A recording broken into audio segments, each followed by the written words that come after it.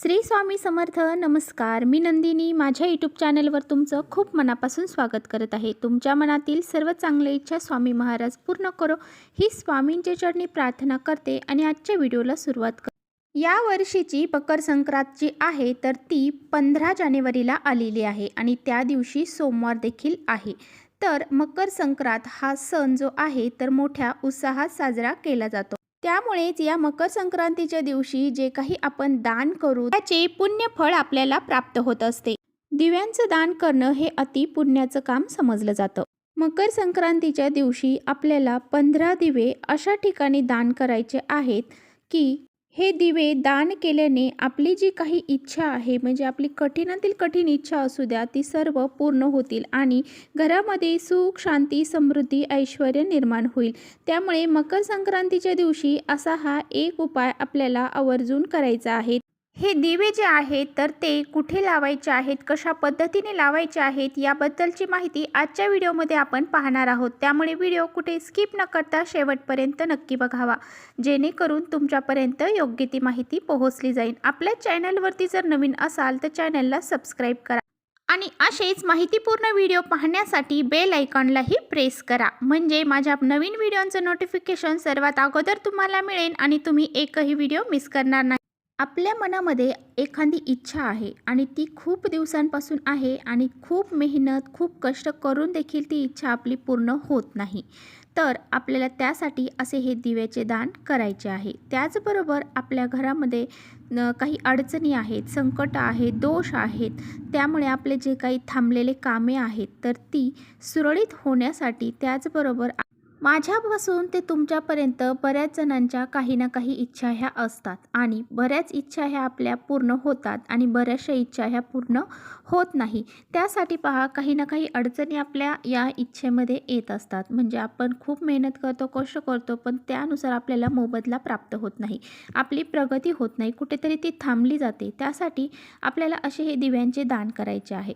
तर पहा, आपल्याला हे दिव्यांचे दान करण्यासाठी आपल्याला मकर संक्रांतीच्या दिवशी सकाळी लवकर उठायचं आहे. आपल्या नित्याची जी काही कामं आहेत तर ती आवरायची आहे, देवपूजा वगैरे करायची आहे. तर आपल्याला देवांसमोर बसायचं आहे आणि देवघरासमोर बसल्यानंतर आपल्याला एक संकल्प करायचा आहे किंवा तुम्ही सूर्यासमोर सुद्धा सूर्याला अनुसरून सुद्धा संकल्प मकर संक्रांतीच्या दिवशी सूर्यदेवांना, शनिदेवांना अतिशय महत्त्व आहे. आता बघा, तुम्ही देवघरासमोर करा किंवा मग सूर्य भगवानांसमोर करा.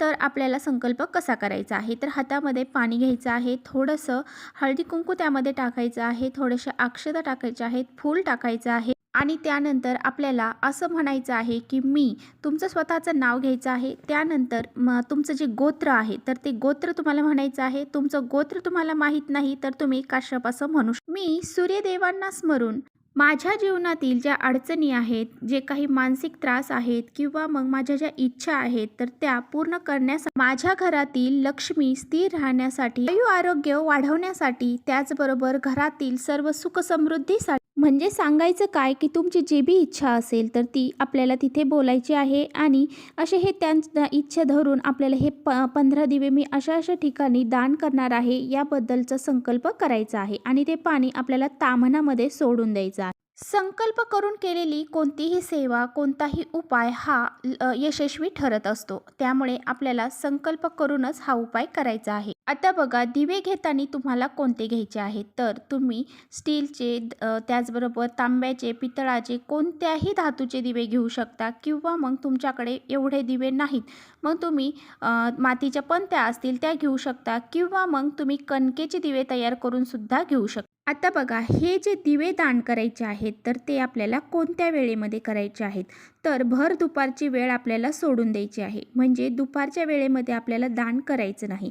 सकाळी सूर्योदयापासून तर सूर्यास्तापर्यंत फक्त दुपारची वेळ सोडून आपल्याला जेव्हा वेळ भेटेल तेव्हा त्या वेळेमध्ये आपण असे हे दान करायचे आहे. म्हणजेच मकर संक्रांतीचा जो शुभ काळ आहे त्या शुभ काळामध्ये तुम्हाला हे दिवे दान करायचे आहे. संध्याकाळच्या वेळी केले तर अतिउत्तम. आता बघा, आपल्याला हे 15 दिवे घ्यायचे आहेत. त्यामध्ये तुम्ही तेल घाला, तूप घाला, तुमच्या इच्छेनुसार तुम्हाला तेल असेल तर तेल, तूप असेल तर तूप, जे बी असेल ते तुम्ही त्यामध्ये घाला.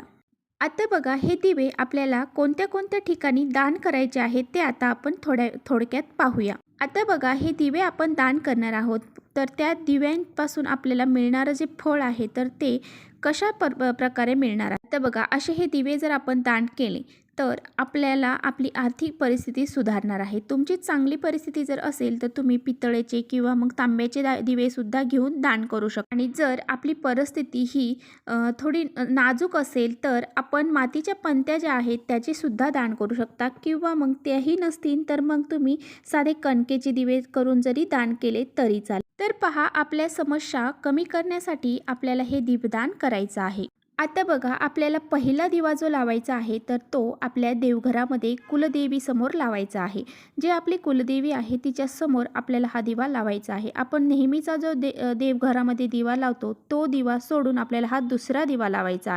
तर पहा, हे जे आपण दिवे दान करणार आहोत तर त्या दिव्यांचं नंतर काय करायचं आहे याबद्दल सुद्धा मी व्हिडिओमध्ये तुमच्याशी शेअर करणार आहे. आता बघा, आपल्याला दुसरा दिवा जो आहे तर तो आपल्याला तुळशी मातेसमोर दान करायचा आहे.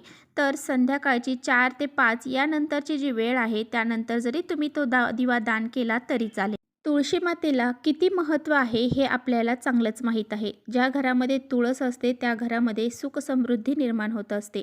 त्या घरामध्ये कधीच कोणत्या गोष्टीची कमतरता राहत नाही. तुळशी मातेसमोर दिवा दान करताना आपण 6 वाजेपर्यंत लई तो दिवा तिथे दान करायचा.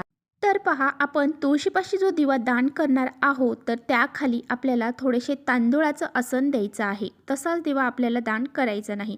देवघरामध्ये सुद्धा जो दिवा लावणार आहोत तर त्याखाली सुद्धा आपल्याला फुलांच्या पाकळ्या किंवा मग तांदळाचं आसन द्यायचं आहे, किंवा मग प्लेट. तर पहा, तिसरा दिवा जो आहे तर तो आपल्याला आपल्या मुख्य दरवाजामध्ये लावायचा आहे. तर जेव्हा आपण आर्थिक समस्येसाठी हा दिवा लावणार असाल तर आपल्याला त्याचं तोंड जे आहे तर ते उत्तरेकडे करायचं आहे. जर तुमची आर्थिक समस्या चांगली, म्हणजे आर्थिक समस्या तुम्हाला नसेल, चांगली असेल, दुसऱ्या इच्छेसाठी तुम्ही करत असाल तर मग पूर्व पश्चिम जरी तुम्ही ह्या दिव्याची वात केली तरी चालेल. कारण पहा, फक्त दक्षिणेकडे आपण दिव्याची वात करायची नाही.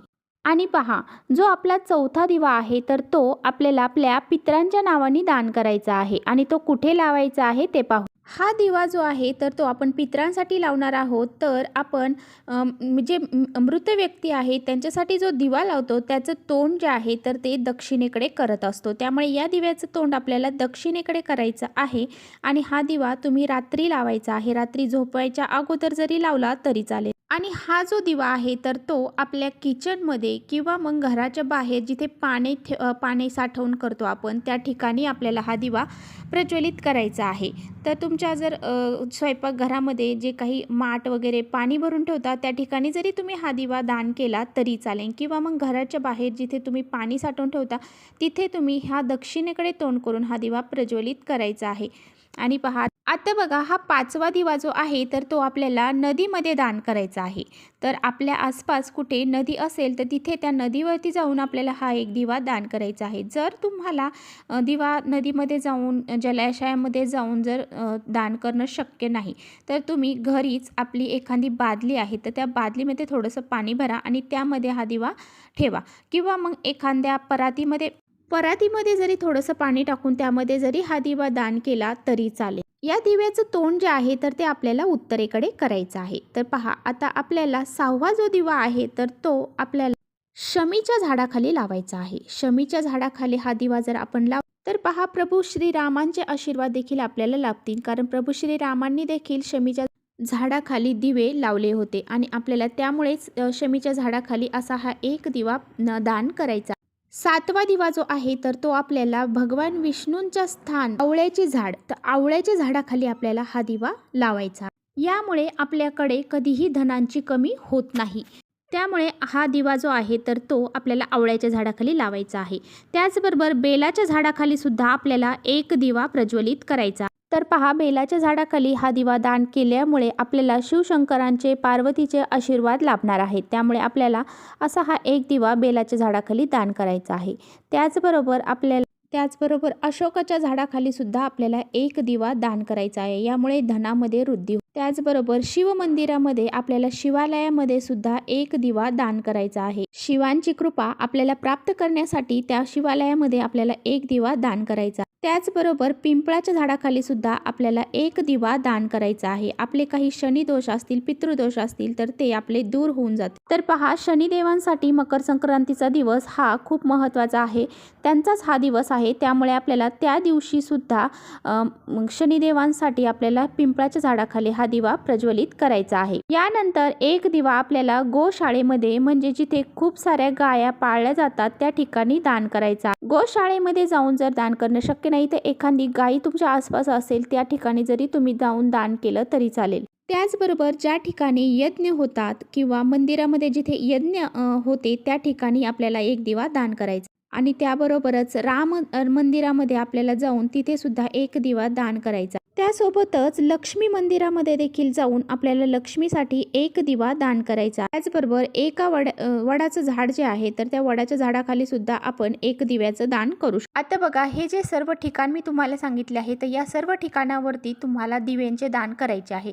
जर तुम्हाला यापैकी एखाद्या ठिकाणी दिव्याचं दान करणं शक्य झालं नाही तर आपल्याला काय करायचं आहे. आता बघा, जर तुम्हाला शमीचं झाड मिळालं नाही किंवा मग कोणतं एखादं दुसरं झाड असेल, म्हणजे तुम्हाला आवळ्याचं झाड जर सापडलं नाही किंवा मग कोणत्या देवाचं मंदिर तुमच्या आसपास नाही तर मग आपल्याला काय करायचं आहे, तर एका पिंपळाच्या झाडाखाली आपल्याला एक दिवा आपण लावलेला आहे त्या ठिकाणी जाऊन दुसरा दिवा देखील लावायचा आहे. किंवा मग आपल्या घराच्या आसपास एखादं फुलाचं झाड आहे त्या ठिकाणी जरी तुम्ही एखादा दिवा प्रज्वलित केला तरी चालेल. आता बघा, सर्वात महत्त्वाचं तर हे दिवे जेव्हा आपण दान केलेले आहे तर ह्या सर्व दिव्यांचं आपल्याला काय करायचं. आता बघा, जे दिवे तुम्ही झाडाखाली दान केलेले आहेत तर ते झाडाखाली तसेच राहू द्या. आणि जे मंदिरामध्ये दान केलेले आहेत तर ते मंदिराचे पुजारी वगैरे आहेत तर ते ठेवून देतील किंवा मग तिथले कुणी असतील तर ते सुद्धा त्याचा उपयोग करून घेतील. तर पहा, आपले घरी जे दिवे दान केले, घराच्या आसपास जे दिवे दान केलेले आहेत, तुळशीपाशी असेल, मुख्य दरवाजात असेल, देवघरात असेल तर हे दिवे तुम्ही परत स्वच्छ करून परत यूज करू शकता. आणि पहा, जर तुम्ही कणकेचे दिवे जर यूज केलेले असतील तर त्या कणकेच्या दिव्यांचा पूर्ण दिवे आपल्याला एकखट्टा करायचे आहे, त्याचा गोळा तयार करायचा आहे आणि ते आपल्याला पाण्यामध्ये जाऊन टाकायचं आहे, म्हणजे तिथे जे मासे असतील तर ते खाऊन घेतील. आता बघा, 15 तारखेला संक्रांत आहे, 16 तारखेला किंक्रात आहे आणि हे जे दिवे आहेत तर ते आपल्याला 17 तारखेला विसर्जित करायचे. कारण संक्रांतीच्या दुसऱ्या दिवशी किंक्रात असते. ह्या किंक्रांतीच्या दिवशी आपल्याला दिवे विसर्जित करायचे नाही. तर चला, इथेच थांबवते माझा व्हिडिओ आवडला असेल तर नक्की लाईक करा. चॅनलवर नवीन असाल तर चॅनलला सबस्क्राईब करा आणि आपल्या मित्रमैत्रिणींसोबत जर शेअर करू शकत असाल तर नक्की शेअर करा. तर चला, इथेच थांबवते माझा व्हिडिओ.